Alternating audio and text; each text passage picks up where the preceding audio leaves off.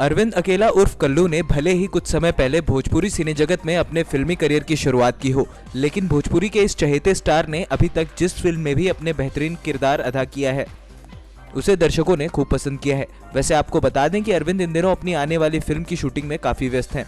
अपनी बातचीत के दौरान अरविंद ने कहा कि वैसे तो उनकी फिल्मों को दर्शक सिनेमा घरों में पसंद करते ही हैं, लेकिन उनकी ये फिल्म भी दर्शकों को जरूर पसंद आएगी।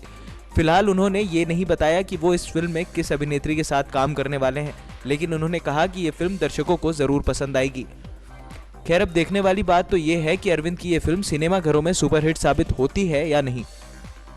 नेक्स्ट 9 न्यूज रूम की ओर से राहुल की रिपोर्ट।